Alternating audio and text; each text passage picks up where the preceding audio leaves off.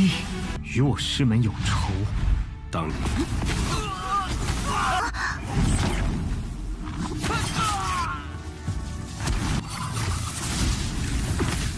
是昔日雷帝激战之景。柳神，是柳神。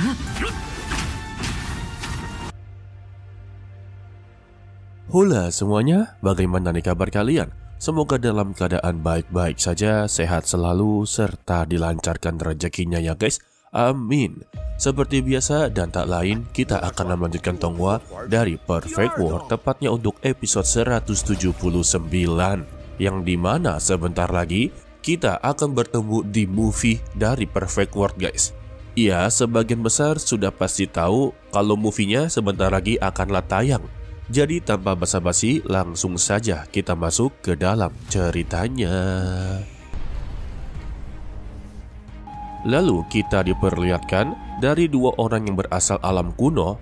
Mereka sedanglah membahas tentang keberadaan dari Xiahou, dan salah satu dari mereka telah mengirimkan satu orang untuklah bernegosiasi dengannya.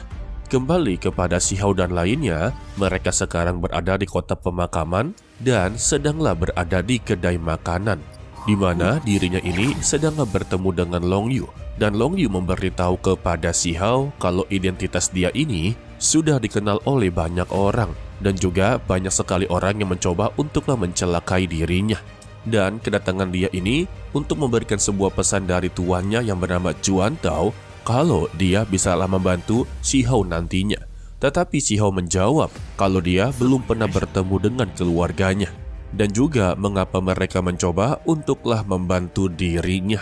Lantas dia memberitahu kalau tuannya dan juga malaikat jatuh yang sebelumnya berbicara satu sama lain memiliki niat baik kepada Xiahou. Jadi mereka berdua berniat untuklah melindunginya. Tetapi tetap saja Xiahou tidak begitu percaya dengan ucapannya, karena mereka berdua saja sepertinya sudahlah terkenal.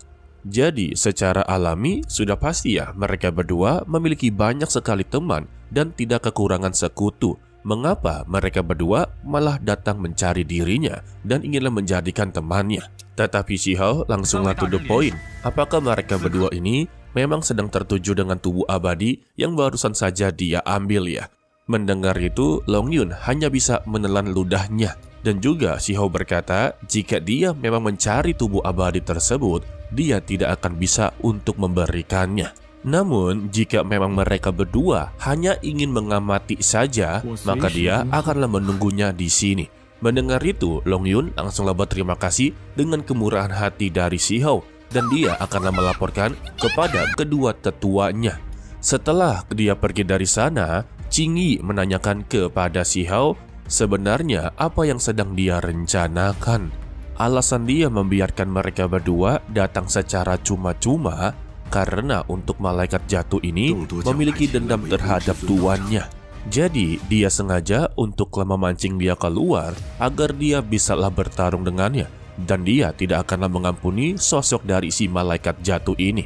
Sementara itu, di tempat jurang hitam, kita bisa melihat tetua klan jiwa berlengan 8. Wadidaw. Dan juga untuk Xiahou serta lainnya berada di sana. Mereka sebenarnya sudahlah tahu kalau jurang hitam ini bisa dikatakan sangatlah berbahaya. Tetapi tetap saja mereka akanlah mengambil sebuah resiko besar, yaitu mereka akanlah memasuki jurang hitam dan mencari beberapa harta karun yang tersisa. Tetapi ketika mereka menatap ke bawah, itu sangatlah menakutkan. Dan juga ada 4 kultivator yang bersikap begitu sombong kepada mereka dengan berkata jika tidak berani turun maka minggirlah dari hadapannya. Namun Xiahou sama sekali tidak begitu peduli. Ketika mereka berempat terjun ke bawah jurang hitam, langsunglah lenyap begitu saja. Ya elah. Dan secara tidak disengaja, Xiahou bisalah merasakan ada sesuatu di bawah sana yang memanggil dirinya. Bahkan untuk roh-roh spiritualnya dari Paus, Phoenix, dan juga Akar Willow langsunglah melakukan fluktuasi. Dan dia menjadi sangatlah tertarik serta penasaran. Dia pasti akan turun ke bawah. Tetapi Qing Yi memperingatkan kalau dia haruslah berhati-hati dan tidak perlu mengambil resiko karena sudah ada contoh pertamanya.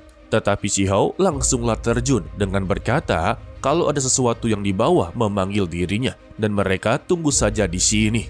Dan benar saja, Xiao sama sekali tidaklah terkena dampaknya, dan dia berhasil untuklah melewati portal kabut merah. Setelah dirinya terjun sekira 600 kaki, dia tidak sengaja melihat fragmen roh bintang. Tanpa basa-basi, dia pun langsunglah mengambil seluruh roh bintang tersebut, guys. Tetapi siapa sangka kalau fragmen tersebut malah mencoba untuklah menyerangnya. Tanpa basa-basi, dia juga langsung mengeluarkan sebuah tungku untuklah menampung para fragmen roh bintang tersebut. Tidak sampai di situ juga, di bawah ternyata ada yang selamat, guys. Namun sayangnya, untuk beberapa fragmen roh bintang tersebut malah mengarah kepada dirinya yang membuat kultivator tersebut meninggal dunia. Alamah, begitu juga dengan Xiao. Secara tiba-tiba, dia langsunglah berada di dimensi lain dan bertemu dengan kekuatannya sendiri, yaitu Kaisar Guntur. Waduh. Dan dia pun mendapati kekuatan dari Kaisar Guntur kembali, yang membuat baju armornya langsunglah berubah. Tanpa disengaja juga, dia pun langsunglah tenggelam dan mendapati gambaran tentang Kaisar Guntur ataupun Kaisar Petir kalau di tempat ini dia melakukan pertarungan yang begitu sangatlah sengit. Ditambah juga untuk beberapa roh spiritualnya dari paus spiritual dia juga ternyata meninggalkan jejak pertempuran mereka di sini. Bagi Xiao, ini adalah sebuah keberuntungan yang begitu besar baginya. Dan dia mengatakan sesuatu, yaitu The Void Ego bersatu, ataupun ego kekosongan telah bersatu. Lalu Xiao pun berakhir di kedalaman 100.000 kaki. Dia pun langsunglah berkeliling dan mengambil beberapa harta spiritual di sana. Tetapi ketika dia memegang salah satu bangunan ataupun bebatuan, dia langsunglah melihat sosok dari Dewi Willow. Waduh, yang dimana itu juga jejak pertempuran dia sedanglah bertarung dengan salah satu melawan dewa pertama di alam bawah, yang dimana pertarungan tersebut benar-benar begitu sangatlah sengit. Bahkan juga dia melihat pertarungan dari Kaisar Petir, Kunpong, dan juga Kaisar Sejati. Lalu, Xiao pun langsunglah penasaran dengan daun willow yang tertancap di sebuah tulang begitu besar. Ketika dia lepaskan, keluarlah dua darah yang langsung membentuk seseorang yang langsunglah melakukan baku hantam dengan Xiao. Tidak sampai di situ juga, sosok bayangan merah ini malah berubah menjadi beberapa bagian dan terus menerjang dan menerjang.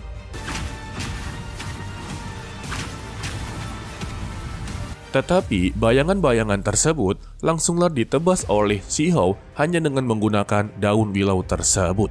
Sehingga bentrokan kekuatan pun langsunglah terjadi. Setelah bentrokan tersebut, Xiao memenangkan pertarungan. Dan dia sangatlah berterima kasih karena lagi dan lagi Dewi Willow terus-terusan melindungi dirinya. Dan secara tiba-tiba juga tempat tersebut langsunglah bereaksi. Di tengah-tengah terlihatlah sebuah tungku darah yang begitu besar. Tetapi tampaknya kalau tungku tersebut ataupun kekuatan tersebut memanggil dirinya. Hal ini membuat dia menjadi begitu sangatlah kebingungan.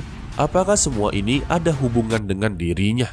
Dan terlihatlah jejak pertempuran yang sebelumnya, di mana Kaisar Petir, Kaisar Sejati, bahkan roh-roh spiritualnya bertarung melawan 9 naga yang membawa peti mati. Dan ini ada hubungannya dengan Tonghua dari Seruding The Heaven ataupun Yevan. Secara sekilas juga, peti mati tersebut yang kebuka langsunglah menyerap beberapa energi yang berada di sekitar. Ditambah juga Xiao terus-terusan mendapati panggilan kalau dia harus ikut dengan dirinya ke pertempuran. Lalu tungku ataupun tripod yang begitu misterius langsunglah mengeluarkan beberapa kabut merah yang langsung menarik perhatian dari Xiao. Alhasil, Xiao pun terlihat seperti terkena ilusi dan dia pun langsunglah melangkah perlahan-lahan. Tetapi secara tiba-tiba, dia pun mendapati sebuah kesadarannya dan langsunglah mundur dari sana. Dia langsung mengucapkan seolah-olah satu langkah lagi dirinya ini akanlah menempatkan dalam bahaya besar. Dia menjadi begitu sangatlah kebingungan apakah ini sebuah jebakan atau sama sekali tidak. Lalu tungku misterius tersebut langsunglah mengeluarkan beberapa bola api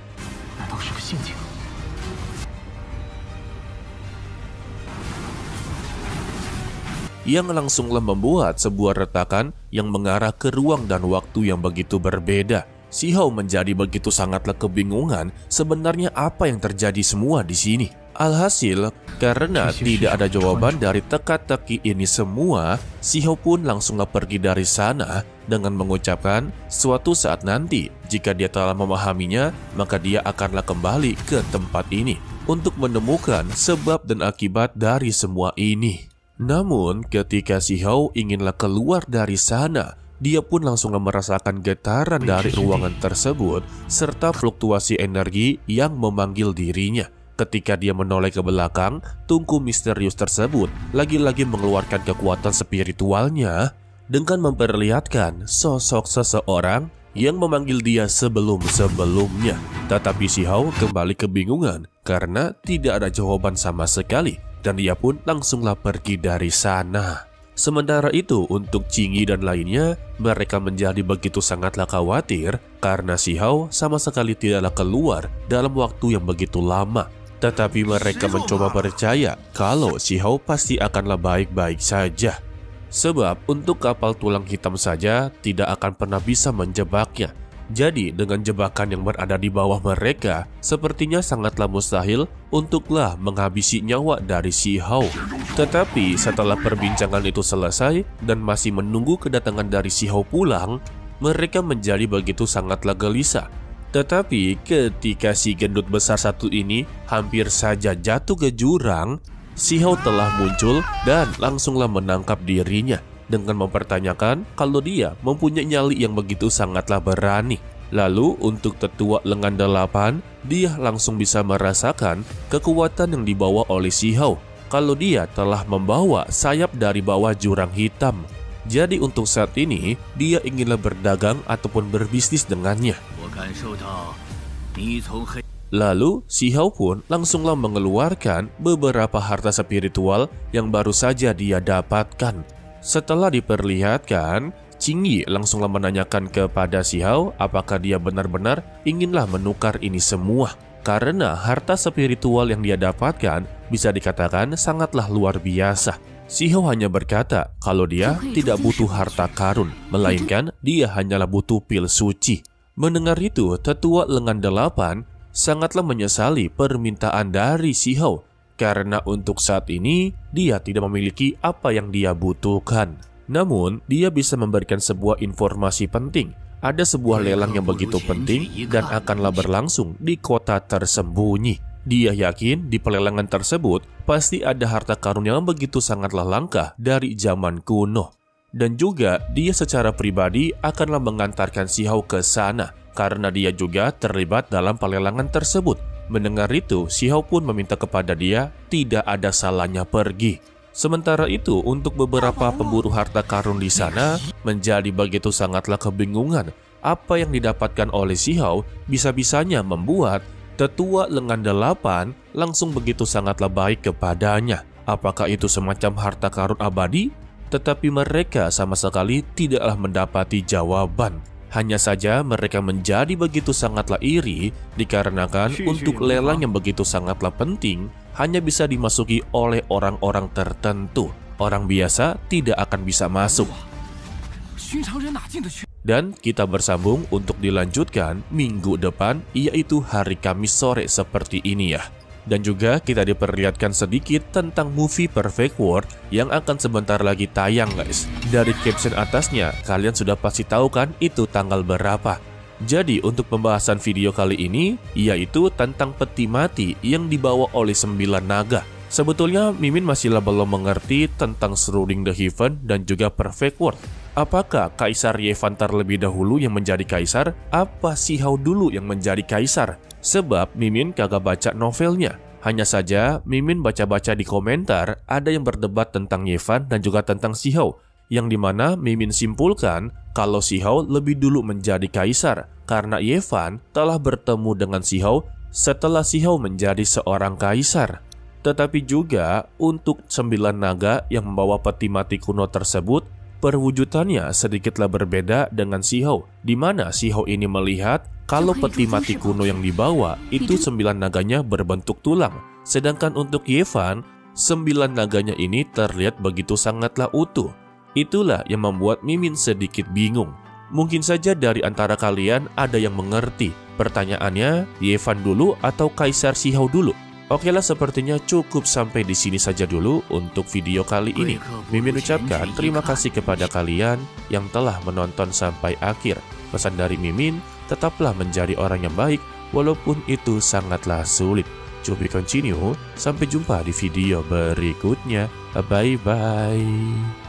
与我师门有仇，当